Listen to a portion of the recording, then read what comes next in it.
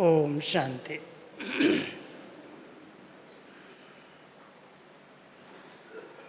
हम सब बाबा के अरमानों को पूरा करने वाले बच्चे बाबा से मधुर मिलन मनाने के लिए आए हैं।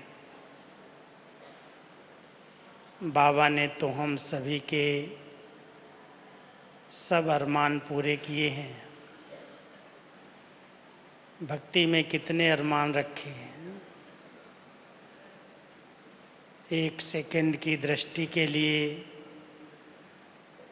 मूर्ति के दर्शन के लिए भी कितनी लंबी लंबी लाइनों में, कतारों में खड़े हुए, इतने भक्ति के धक्के खाए। बाबा ने हम सबको अपना बनाकर अपने नयनों में समा लिया। जो अरमान थे, जो आशाएं थीं, बाबा की बनने के बाद हर बच्चे का हर अरमान बाबा ने पूरा किया।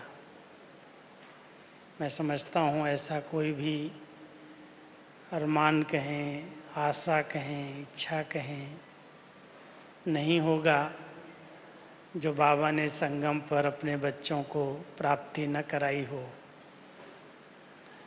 अब बाबा के अरमान पूरा करना हम सबका कर्तव्य है, फर्ज है। बाबा के मुख्य अरमान हम सब जानते हैं। लौकिक में भी अपने माँ बाप अपने बच्चों को बहुत समर्थ, शक्ति संपन्न, निराधार देखना चाहते हैं।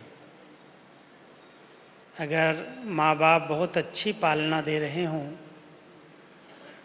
और बच्चे कमज़ोर हों, बार बार बीमार पड़ते हों, तो माँ बाप को फिक्र हो जाती है। तो पहली माँ बाप की इच्छा यही रहती है कि मेरा एक एक बच्चा सर्व शक्तियों से, सर्व गुणों से, सर्व विशेषताओं से संपन्न हो, भरपूर हो। एक एक के पास, एक एक के चेहरे पर प्राप्तियों की ऐसी झलक दिखाई दे कि इनको सब कुछ मिला हुआ है। कलयुग में जब सभी मनुष्य आत्माओं को अप्राप्तियों का बहुत बड़ी लिस्ट है, संगम युग पर हम सभी ब्राह्मण बच्चों को बाबा ने ज्ञान, गुण, शक्तियाँ, स्थूल सूक्ष्म सब खजाने भरपूर दिए हैं। तो बाबा की आस है, फरमान है या अरमान है कि मेरे बच्चों के चेहरे से, चलन से वो संपन्नता, वो भरपूरता, जिससे उनको पता चले लोगों को कि इन्हों को पढ़ाने वाला, इनकी पालना करने वाला कौन है। इसलिए बाबा कई बार कहते हैं, बच्चे, बाबा को प्रत्यक्ष करने का साधन सिर्फ वाणी द्वारा ज्ञान सुनाना नहीं है, लेकिन आपकी चलन, आपका चेहरा, प्राप्ति स्वरूप जीवन अपने आप बाबा को प्रत्यक्ष करेगी। तो बाबा का ये अरमान है कि मेरे बच्चे जहाँ भी रहें, जिस भी कोने में रहें, एक चमकते हुए सितारे के रूप में सबके आगे प्रत्यक्ष हों। पता चले कि इनको स्वयं भगवान ने चुना है। इनकी पालना और पढ़ाई उस सुप्रीम सत्ता के द्वारा हो रही है।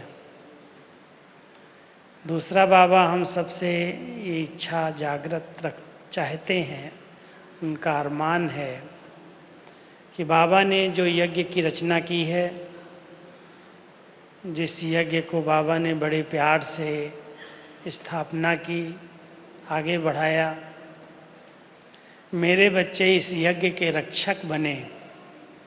एक एक यज्ञ को सफल करने में, आगे बढ़ाने में, इसको निर्विघ्न रखने में अपना योगदान दे। उसके लिए बाबा का एक मूल फरमान ये भी है कि हर बच्चा एक रस स्थिति में एक मत होकर के रहे, मिलनसार हो, एक दूसरे के संस्कारों को समझ करके उनसे मिल करके चले, कहीं भी टकराव की स्थिति पैदा न हो। क्योंकि अगर ब्राह्मण आत्माओं में टकराव की स्थिति पैदा होती है तो अनेक प्रश्न लोगों के उठते हैं। ये तो कहते हैं हमें भगवान मिला है, हमारा इतना बड़ा परिवार है, हम सब एक बाप के बच्चे पूरे विश्व के अंदर बाबा को प्रत्यक्ष करने वाले हैं, तो कोई भी ऐसी साधारण एक्टिविटी बाबा को बदनाम करने लगती है। इसलिए बाबा का ये अरमान है, अंडरलाइन करना आप सभी, हम सब बाबा के अरमान को पूरा करने वाले हैं कि हमारी कोई भी ऐसी एक्ट न हो, ऐसा कोई कार्य न करें जिससे लोग कहें ये ब्रह्मा कुमार। ये भी ऐसे करते हैं क्या? चाहे वो पूरी संस्था के ऊपर दाग आता, बाबा के ऊपर आता, ऊंचे ज्ञान और ज्ञानदाता के ऊपर आता, क्या ऐसा भी यहाँ चलता है क्या? इसलिए यज्ञ की सफलता, यज्ञ की वृद्धि, यज्ञ को निर्विघ्न रखना, ये बाबा की बहुत सूक्ष्म आशाएं रहती हैं, उम्मीदें हैं, ये अरमान है कि मेरे बच्चे इस यज्ञ को सदा निर्विघ्न रखें, खुद भी निर्विघ्न स्थिति में रहें। परसों बाबा की मुरली चली थी कि हर एक टीचर्स को बाबा विशेष कह रहे थे, स्वयं से निर्विघ्न रहो, स्वयं की स्थिति को निर्विघ्न बनाओ, सेवा स्थान को निर्विघ्न बनाओ और सेवा साथियों को निर्विघ्न बनाओ। निर्विघ्न वायुमंडल बने तो बाबा अपने आप प्रत्यक्ष होगा। बाबा का ये अरमान है कि मेरे बच्चे किसी भी तरह से अपनी प्रैक्टिकल जीवन के द्वारा विघ्न विनाशक स्थिति में रह करके निर्विघ्न वायुमंडल बनाएं। और साथ साथ बाबा की ये भी एक बहुत सूक्ष्म इच्छा कहें, अरमान कहें कि मेरा एक एक बच्चा मेरे समान बनकर गद्दी नसीन बने। हमेशा माँ बाप बच्चों के प्रति अपेक्षा रखते हैं कि ये बच्चे इतना लायक बन जाएं, वे कुल दीपक बने, कुल का नाम रोशन करें, कभी भी कोई ऐसी एक्टिविटी न हो जो कुल कलंकित बन जाए। इसलिए हर एक ब्राह्मण आत्मा, ब्रह्मा मुख वंशावली बाबा का बच्चा जरूर इस बात को अंडरलाइन करके चलता ही है, चलना भी है कि हम किस कुल के हैं। बाबा अपने बच्चों को कुल दीपक कहते हैं। कुल दीपक अपने कुल का नाम रोशन करें, ब्राह्मण कुल का नाम रोशन हो, ऐसी कोई भी चलन न हो जो कुल पर दाग आए। तो ऐसे बहुत सारे बाबा के अरमान हैं और उनको पूरा करने के लिए बाबा ने बहुत से फरमान किए हैं।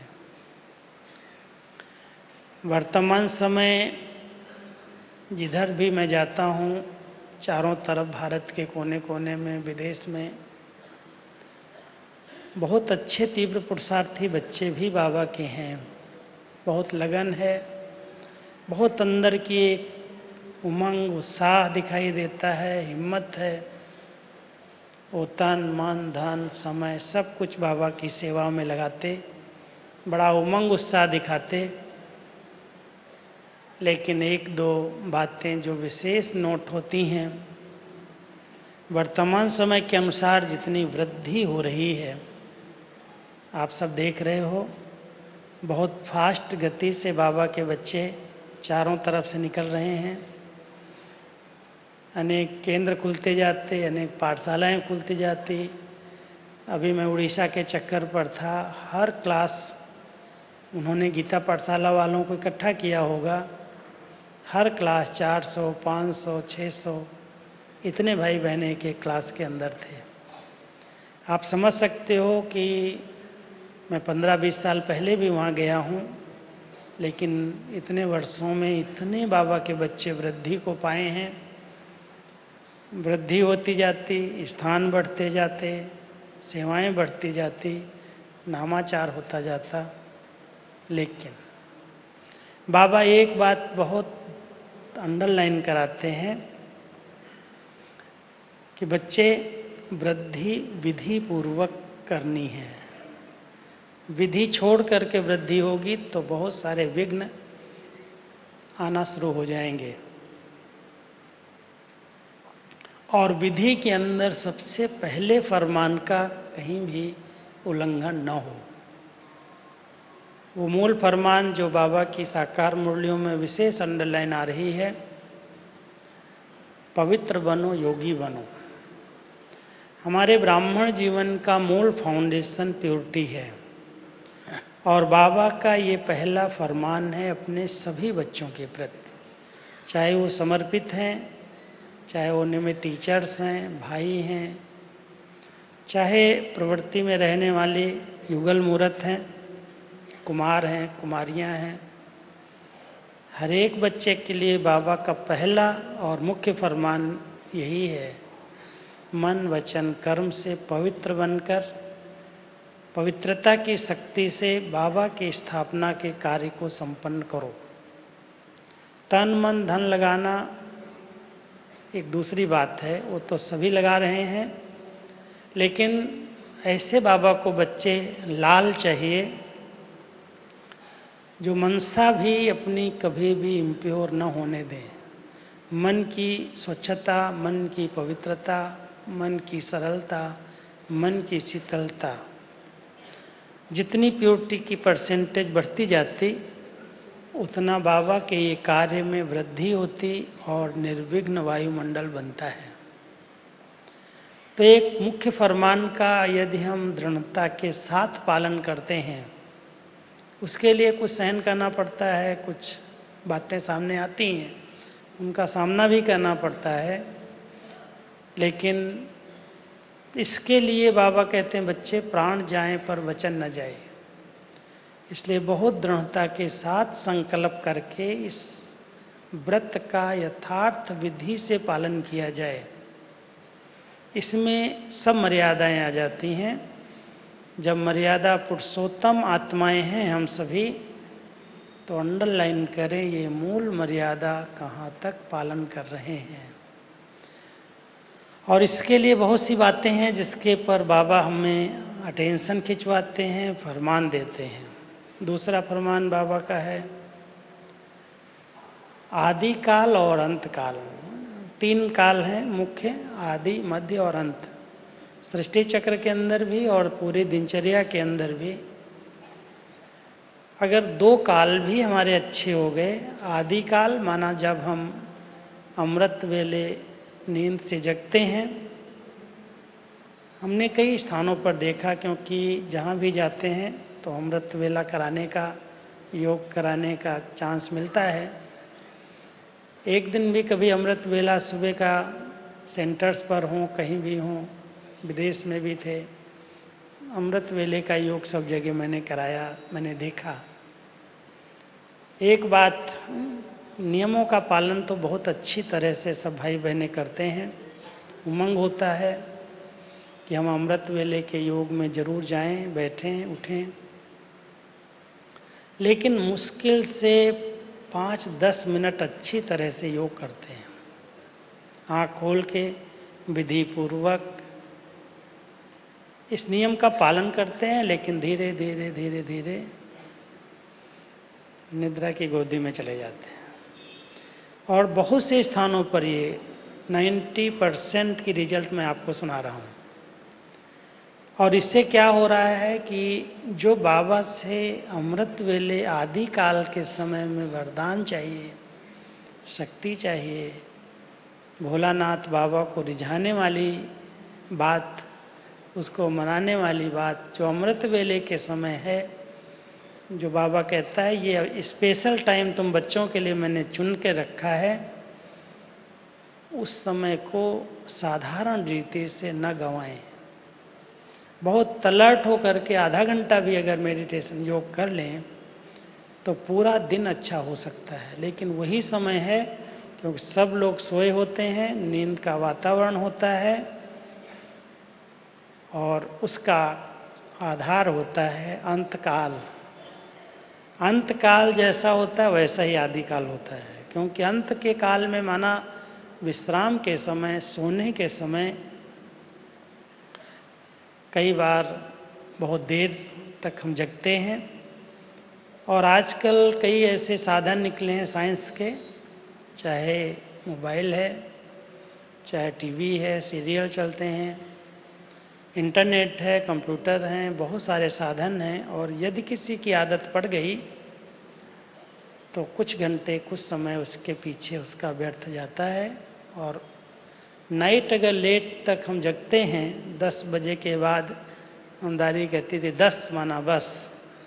लेकिन अगर 10 के बाद कोई जग कर के काम करता है या कुछ भी करता है तो अमृत वेला उसको जरूर नींद आएगी। अंतकाल भी व्यर्थ हो जाता और आदिकाल भी ठीक नहीं होता। इसलिए हर ब्राह्मण आत्मा के प्रति बाबा का ये फरमान समझ करके, क्योंकि फरमान एक बहुत बड़ा कड़ा शब्द है। फरमानवरदार बच्चे जो होते हैं, फरमान माना आर्डर, आज्ञा, और ऐसा फरमान जिसका उल्लंघन कभी भी न हो। इसलिए हम सब बाबा के फरमान को बहुत यथार्थ रीति से समझें कि भगवान का, सतगुरु का फरमान मुझे मिला है, आदि और अंत को ठीक रखो, तो मध्य अपने आप ठीक हो जाएगा। तीसरा फरमान बाबा हम सबको एक देते हैं, बच्चे जहां तक जो कुछ कह रहे हो, जो तुम्हारी कथनी है वो करनी भी हो। कथनी और करने में ज़्यादा अंतर दिखाई न दे। अभ्यास करो कि जो हम बोल रहे हैं उसका हम प्रैक्टिकल में खुद अनुभव करें, खुद उसकी अथॉरिटी बने, फिर दूसरों को कहें। तो बाबा का एक फरमान है कि मेरे बच्चों की कथनी और करनी सदा समान होनी चाहिए, अंतर न दिखाई दे। चौथा फरमान, अगर हम इसकी एक लिस्ट बनाएं तो एक बहुत बड़ी, क्योंकि मुरली के अंदर बाबा ने अनेक फरमान हम सबको सुनाए हैं। मैं तो कभी कभी इस ढंग से मुरली का अध्ययन करता हूँ कि बाबा का ये फरमान है, ये फरमान है, ये फरमान है।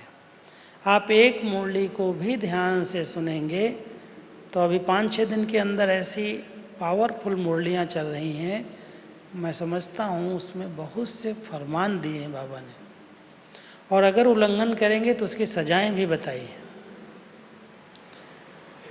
तो ध्यान रखें कि कोई भी बातों का टेंशन नहीं लेना है, यह भी एक फरमान है। अटेंशन हर बात का रखना है। अटेंशन देने से टेंशन नहीं रहेगा, सिर्फ अटेंशन। टेंशन के आगे आ शब्द ही ऐड करना, ए शब्द ही लगाना, अटेंशन हो जाएगा। खुद पर अटेंशन है, स्वयं पर पूरा अटेंशन है, स्वयं के संकल्पों पर पूरा अटेंशन है, चिंतन पर पूरा अटेंशन है, चरित्र पर पूरा अटेंशन है, व्यवहार पर पूरा अटेंशन है, तो टेंशन नहीं आता। बातें तो बहुत वैरायटी आती हैं, हर एक के सामने आती हैं। कोई बहुत धैर्यता के साथ उस बात को समझ करके उसका फैसला कर देते हैं, हल निकाल लेते हैं, और कोई उस बात को सोचते सोचते, वर्णन करते, तुरंत उतावले होकर के कुछ ऐसे शब्द बोल देते हैं जो संबंध बिगड़ जाते हैं। टेंशन में आकर के कहते चाहते नहीं थे, मुख से निकल गया, तुरंत टेंशन में आ जाते, ऐसा क्यों बोला, ऐसा क्यों हुआ, ऐसा कहना नहीं माना। तो सबसे पहला फरमान है बाबा का इसमें कि बच्चे धैर्यवत बनो, टेंशन नहीं लो, सब अच्छा ही होने वाला है।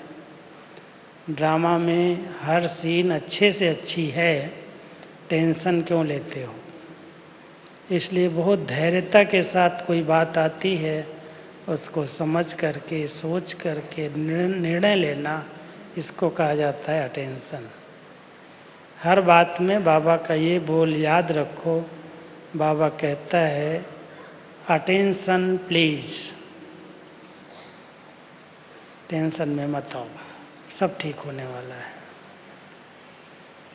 अपने ऊंचे सम्मान में रहो और सबको सम्मान देते चलो। अपमान की फीलिंग ना आए और अभिमान की कहीं भी अंश न रहे।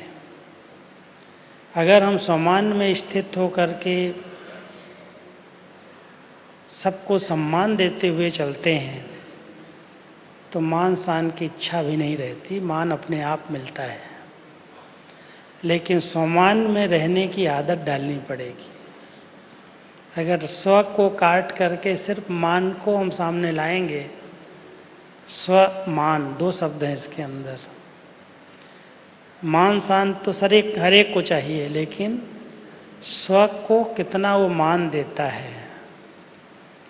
जो आत्माएं स्व को मान देती हैं उनको सम्मान अपने आप मिलता है, मांगने की जरूरत नहीं है।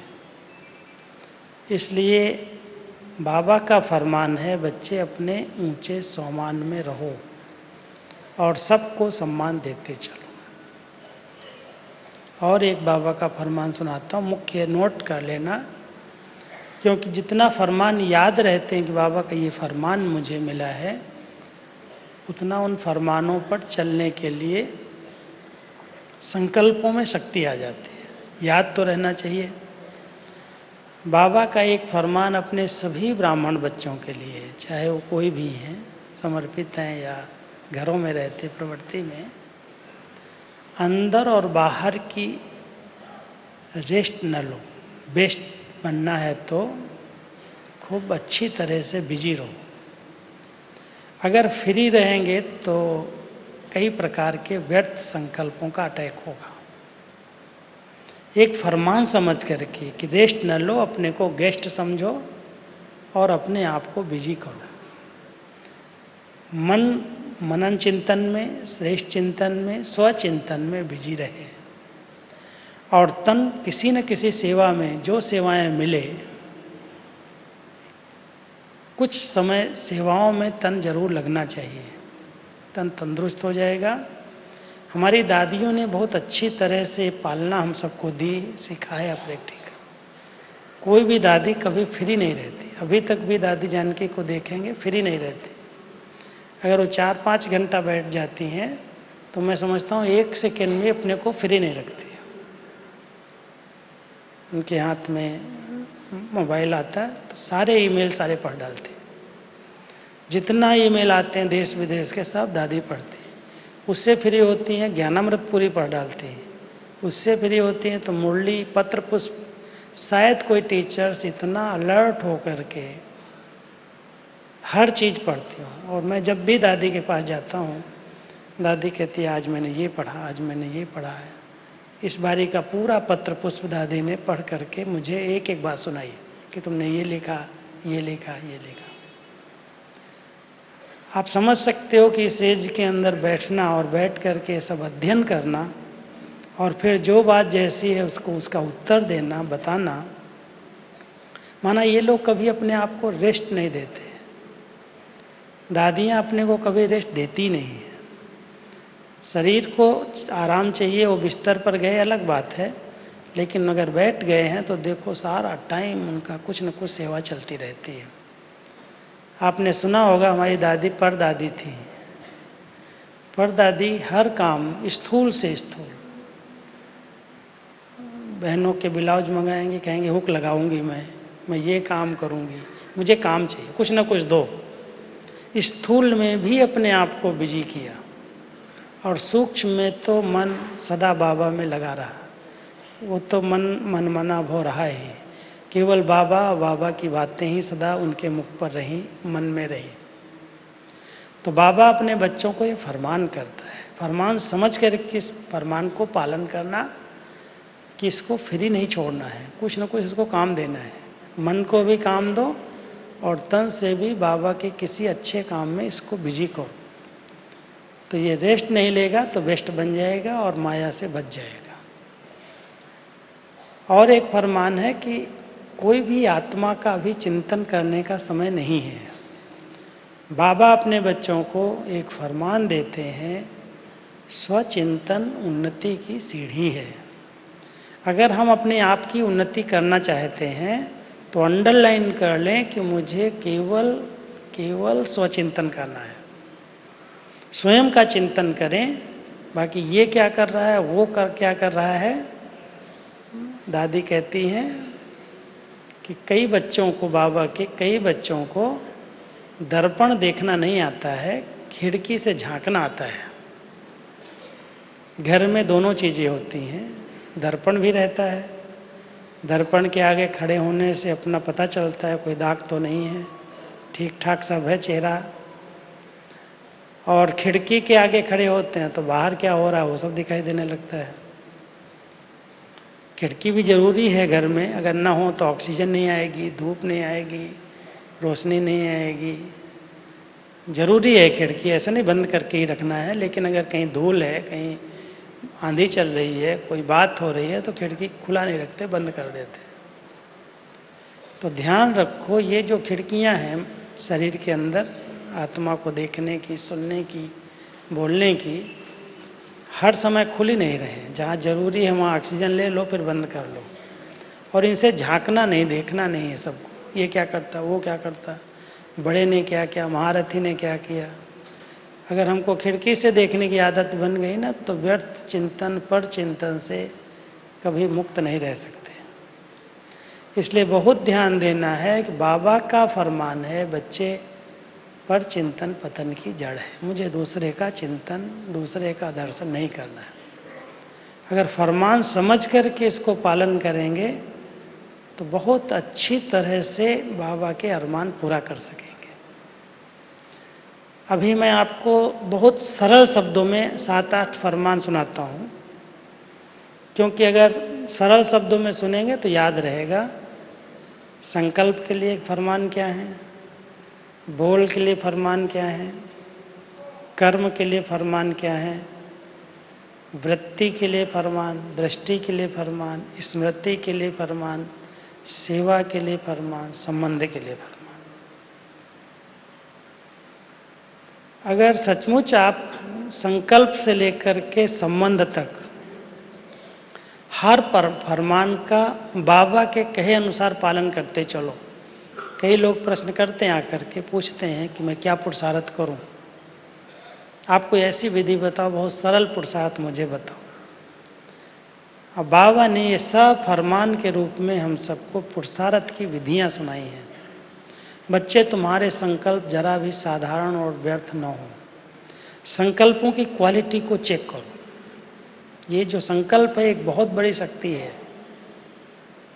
सारे दिन में संकल्प के बिना 1 मिनट भी, 1 सेकंड भी नहीं रहते, लेकिन उनकी क्वालिटी क्या है, क्या उन पर मेरा ध्यान है, जैसे आए वैसे चल रहे हैं। कईयों की सोचने की बहुत आदत होती है, कुछ भी देखेंगे ना चिंतन चल जाए, सोचना लगेंगे, सोच सोच करके अपना माथा गर्म कर लेंगे। और बाबा कहता है, बच्चे सोचना वही है, चिंतन वही करना है, संकल्प वही उठाने जो तुम्हारे काम लायक है, जिसमें अपना और दूसरों का भला समाया हुआ है, ऐसे संकल्प ही रचने हैं। संकल्पों का अगर फरमान हम पालन कर रहे हैं तो कोई भी साधारण संकल्प भी अब करने की ज़रूरत नहीं है। बाबा ने मना किया है, संकल्पों की क्वालिटी बहुत श्रेष्ठ रखो, शुभ रखो और हर आत्मा के भलाई के लिए ही संकल्प रचो, सबका भला हो। बोल के अंदर सम्मानदाता बन करके सम्मान देते चलो, मधुर हो, कम हो, आवश्यक हो, जितना जरूरी है उतना बोलो। ये बाबा का फरमान समझ करके बोल पर अगर ध्यान आएगा तो ये बोल एक एक अनमोल बन जाएंगे। बोल सुनने के लिए लोग लालायित रहेंगे, कहेंगे कुछ तो बोलो मेरे लिए। तो बोल पर बहुत ध्यान देना हर एक को, इसके लिए बाबा का फरमान ध्यान पर रखना है। कर्म सबको सुख देने और सुख लेने वाले हों, कर्म के बिना भी नहीं रह सकते। हम बाबा के बच्चे कर्म सन्यासी तो हैं ही नहीं, इसलिए जो कर्म करें उसमें बाबा की याद समाई हो, कर्तापन का भान न हो, करावनहार की स्मृति हो, कर्म श्रेष्ठ हो जाएगा, सुखदायी हो जाएगा। स्मृति में कोई भी पास्ट की बातें ना आए। एक बाबा की स्मृति है, दूसरी अपने अनादि स्वरूप की स्मृति है, आदि स्वरूप की स्मृति है, पूज्य स्वरूप की स्मृति है, ब्राह्मण स्वरूप की स्मृति है। जो बाबा ने 5 स्वरूपों की ड्रिल सिखाई है, ये फरमान है बाबा का। बच्चे इस फरमान का यथार्थ रीति से पालन करो। मेरा अनादि रूप कितना पवित्र है, कोई हिसाब किताब नहीं, कोई संबंध नहीं।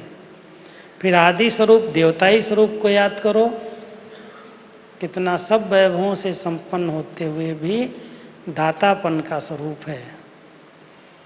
फिर अपने पूज्य स्वरूप को याद करो, फिर अपने ब्राह्मण स्वरूप को याद। ये स्मृतियां हैं। जितना स्मृति में रहेंगे, इस फरमान का पालन करेंगे, स्मृतियों के अंदर कोई पास्ट की बातें आपको तंग नहीं करेंगी, सताएंगी नहीं।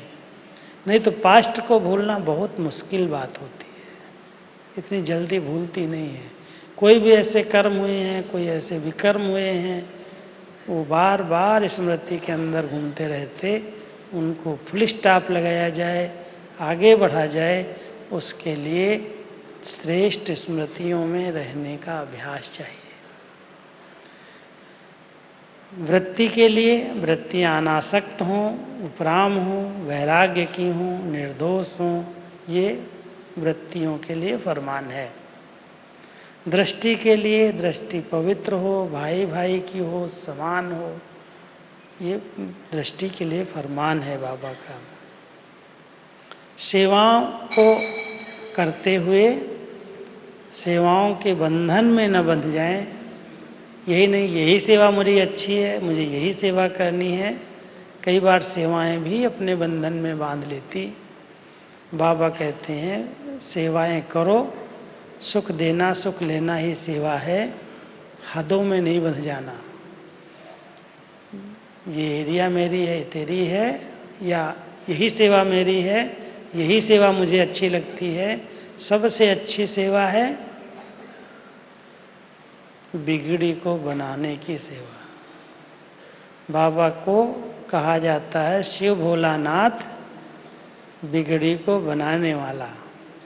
जब पूरा दुनिया की बिगड़ जाती है, जब सारी सृष्टि नरक बन जाती है, जब सब आत्माएं तमोगुणी तमोप्रधान बन जाती हैं, जब एकदम नरक बन जाता है, तब बाबा आके उसको बिगड़ी को बना देता है, नरक को स्वर्ग बना देता है, मनुष्य को देवता बना देता है। तो बाबा कहते हैं ये सबसे बड़ा महान कार्य है।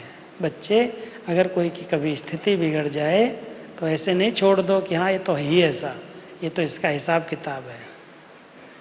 उसको मदद करो, उसकी बिगड़ी को स्थिति को बनाने में सहयोगी बनो, ताकि वो ठीक हो जाए फिर से।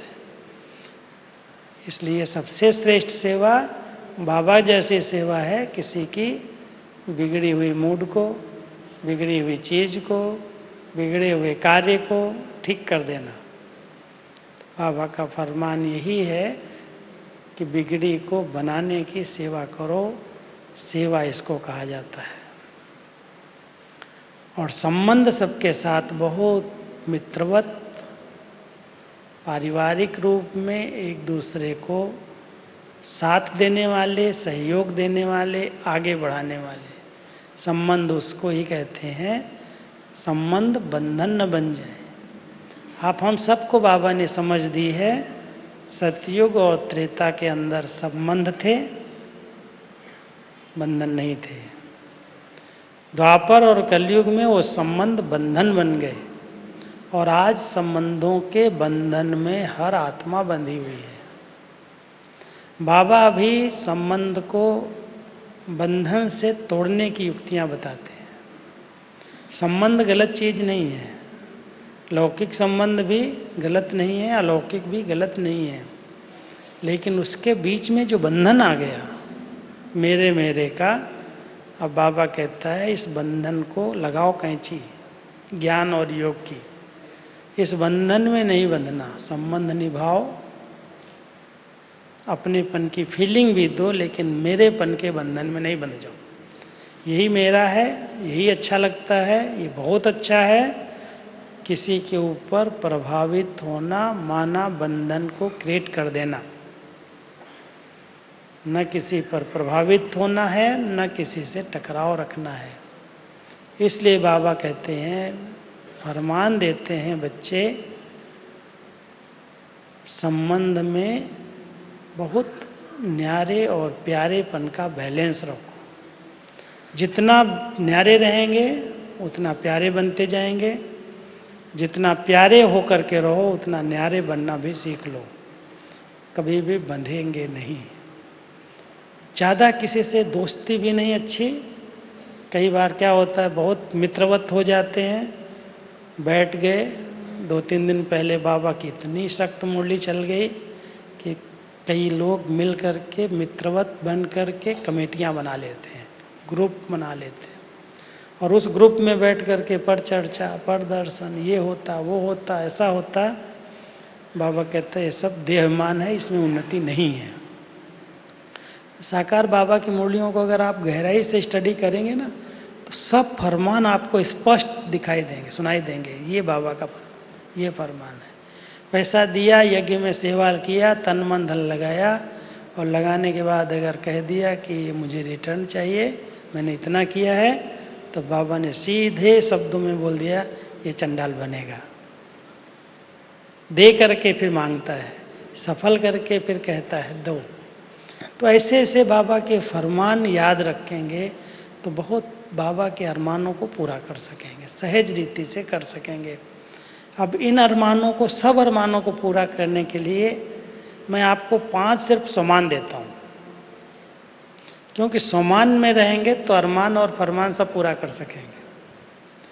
और सबसे पहला एक अच्छे से अच्छा सोमान बाबा हम सबको देता है, बच्चे स्वरक्षक हो। स्वरक्षक, परिवार रक्षक, यज्ञ रक्षक और मर्यादा रक्षक। ये 4 बातों को अगर समान के रूप में याद करेंगे ना, मैं यज्ञ रक्षक बाबा का बच्चा हूं, कोई भी तरह से यज्ञ के ऊपर कोई भी रूप से रुकावट विघ्न ना आए, उसकी रक्षा मुझे करनी है। रक्षक माना ये नहीं है कि केवल हमको पहरा देना, क्या हो रहा, कैसे हो रहा, ये रक्षक नहीं है। रक्षक उसको कहते हैं जो अपनी वृत्तियों से एक श्रेष्ठ वायुमंडल निर्माण करे। यदि इस यज्ञ के अंदर हम रह रहे हैं, जिस सेंटर से पालना हो रही वो भी यज्ञ है, वो छोटा यज्ञ है, मधुबन बड़ा यज्ञ है, कहीं पर भी कोई भी आसुरी वृत्ति वाली आत्माएं अपनी आसुरी वृत्तियों से बहुत विघन डालती हैं। अशुद्ध संकल्प करके, नेगेटिव संकल्प करके, व्यर्थ बोल करके, वो जो व्यर्थ का वायुमंडल बनता है वो सबसे बड़ा यज्ञ में विघ्न है। वैसे बाबा कहता है असुर इसमें विघन डालते हैं, लेकिन बाबा के बच्चे भी यदि आसुरी वृत्तियों से यज्ञ में रहते हैं, अगर उनकी वृत्तियों में शुद्धता और पवित्रता नहीं है, यदि वृत्तियों में बहुत सकारात्मकता नहीं है, नेगेटिविटी कोई भी प्रकार की है, तो वो यज्ञ रक्षक नहीं है। इसलिए यज्ञ रक्षक बच्चे अपनी बहुत वृत्तियों पर, मनसा पर ध्यान देते हैं कि हमारी मनसा बड़ी शुद्ध हो, पवित्र हो, सबके प्रति बहुत पॉजिटिव हो, हर नेगेटिव बात को भी, उसमें भी कल्याण क्या समाया है, उसको कैसे ठीक करें, वो यज्ञ रक्षक बच्चे सदा ध्यान रखते हैं। स्वरक्षक स्वयं के प्रति अच्छा चिंतन करते, स्वयं को अच्छे विचारों में रखते, स्वयं की स्टडी पर ध्यान देते। एक ध्यान रहता है जो कर्म मैं करूंगा मुझे देख सब करेंगे, उसको स्वरक्षक कहा जाता है। विश्व रक्षक हम अपनी वाचा के द्वारा, अपनी अच्छी वृत्तियों के द्वारा प्रकृति के पांचों तत्वों की सेवा करना, ये विश्व रक्षक आत्मा का कार्य है। क्योंकि पांचों तत्व प्रकृति को, विश्व को, ग्लोब को चाहिए, और इनके अनबैलेंस से ही ये सारा विश्व विनाश की ओर जा रहा है। इसलिए हम विश्व के रक्षक बच्चे पांचों तत्वों को मनसा वृत्तियों के द्वारा कुछ समय सकाश जरूर दें। फर्ज समझ करके 15 मिनट भी, 20 मिनट भी एकांत में एकाग्र होकर के बैठकर इन तत्वों को शांति का दान दें, पवित्रता का दान दें। उनको इमर्ज करके ऐसे संकल्प करें कि इन सब का भला हो, सब सुखदायी बने। श्रेष्ठ संकल्प की शक्ति से हम विश्व रक्षक बन सकते हैं। और मर्यादाएं जितनी हैं, उन मर्यादाओं के लिए कहा जाता है प्राण जाए पर वचन न जाए। जो रेखा मर्यादा की बाबा ने खींच करके दी है, मुझे उस मर्यादा की लकीर के अंदर रहना है, मर्यादा रक्षक बन जाएंगे। दूसरा सम्मान याद रखो, मैं मास्टर रचयिता हूँ। बाबा ने अभी अपने बच्चों को समान स्टेज पर रखा है। बाबा का ये अरमान है कि मेरे बच्चे मेरे समान और संपन्न बने। तो दूसरे सम्मान के अंदर ये स्मृति रहे कि मैं मास्टर रचयिता, मास्टर बीज रूप, मास्टर वृक्षपति हूँ। पूरे वृक्ष को मुझे शक्ति सकाश देनी बाबा के साथ। सब धर्म की आत्माओं को सकाश मिले, पूरे कल्प वृक्ष को मिले। इस सोमान में जब स्थित होंगे तो आप कल्प वृक्ष के तने में बैठ करके तपस्या के रूप से सारे वृक्ष को शक्तियों का जल दे सकेंगे। लेकिन अपने आप को वृक्षपति, मास्टर वृक्षपति समझना होगा। मास्टर रचयिता का स्मृति, ये सब रचना है। प्रकृति भी रचना है, मनुष्य आत्माएं भी रचना है। और बाबा ने मुझे समान स्टेज पर बिठाया है। तीसरा एक सम्मान है जो कभी भी किसी के आगे आंख नहीं झुक सकती है, और वो सम्मान है मास्टर दाता हूँ। मुझे किसी से कुछ लेने की इच्छा न रहे। जब तक प्राप्तियों की किसी से कोई कामनाएं हैं, आप एक शब्द को अंडरलाइन कर लेना सभी, जब तक कामनाएं हैं तब तक सामना नहीं किया जा सकता। किसी से भी अगर कोई कामना लेकर के आप जाएंगे, अपनी बात नहीं कह सकेंगे। बाबा ने हम सब की सब कामनाएं पूरी की हैं और अपने एक एक बच्चे को मास्टर दाता बनाया है। कोई भी व्यक्ति से ना प्रशंसा मुझे सुनने की इच्छा रहे, न कोई उनसे वस्तु की इच्छा रहे, न उनसे सहयोग की इच्छा। बाबा इनको सहयोगी बनाएगा, बाबा का पार्ट है वो। सब सहयोग देंगे, सब साधन उपलब्ध कराएंगे, लेकिन व्यक्तिगत रूप में मुझे तो कुछ नहीं चाहिए। मैं बाबा का बच्चा दाता हूँ। दृष्टि से दो, बोल से दो, संबंध से। आपके संबंध संपर्क में जो आत्मा आया है ना, कुछ सेकंड के लिए उसको मास्टर दाता बन करके दो, आपको रिटर्न अपने आप मिलेगा। मांगने से नहीं मिलता, लेकिन देने से मिल जाएगा। करके देखना। इसलिए बाबा हम सबको बहुत ऊंचे सम्मान में रखता है। बच्चे तो मास्टर दाता हो, कुछ लेने की इच्छा नहीं है। सब बाबा ने मुझे दिया है। देना दाता एक है मेरे लिए। बाबा हमारे लिए दाता बन करके हमको दे रहा है और हम सबको सिखा रहा है, तुम स्नेह दो, सम्मान दो, जो चाहिए जिसको दो, मदद करो, लेकिन इनसे मुझे चाहिए, मुझे कुछ नहीं चाहिए, मुझे तो बाबा दे रहा है। इस सम्मान में रहेंगे ना तो कभी भी किसी के आगे हाथ फैलाने की जरूरत नहीं पड़ेगी। और बाबा आपको भरपूर रखेगा, खाली नहीं होने देगा। कोई कमी नहीं किसी के पास रखता है। बाबा के साथ अगर ठीक कनेक्शन है, ठीक संबंध है, तो बाबा उसकी हर कामना पूरी कर देता है। हम लोगों का तो अनुभव ये है, कोई इच्छा नहीं रहती, सब बाबा अपने आप पूरी करता जाता है और जितनी जरूरत उसे अधिक देता। बच्चे तुम बांटो, दो, दाता बनो। तुमको क्या चाहिए? तुमको तो सब कुछ बाबा ने दिया है। तो इसलिए ये सोमान स्मृति में रख करके बहुत ऊंचे नशे में रहो तो सब फरमान बाबा के अपने आप पूरे होने लगेंगे। और चौथी बात याद रखना, क्योंकि बहुत सारी सोमान की बहुत बड़ी लिस्ट है, लेकिन इसी कनेक्टेड सोमान मैं आपको बता रहा हूँ। पूर्वज हूँ, पूज्य हूँ। जब पूर्वजपन की स्मृति रहती है ना, कोई भी घर में पूर्वज रूप में होता है, बड़ा होता है, तो छोटे बच्चों की गलतियों को नोट नहीं करता है। पूर्वज हूँ, कोई गलत कर रहे हैं, भले कर रहे हैं, लेकिन मैं पूर्वज बन करके इन सब को क्षमा कर दूं। ये पूर्वजपन का सम्मान जो है, दादा परदादा को पूर्वज कहते हैं। और रचना है ये, इसलिए रचना अगर कुछ गलत भी कर रही है तो मेरी ही रचना है ना। इसलिए वो पूर्वजपन का सम्मान, पूज्यपन का सम्मान आपको निर्दोष स्थिति में स्थित कर देगा। मैं इष्ट देव इष्ट देवी हूं। कितने भक्त, आप किसी भी गांव में चले जाओ, छोटे छोटे गांव में भी कुल देवी कुल देवता का मंदिर होता है।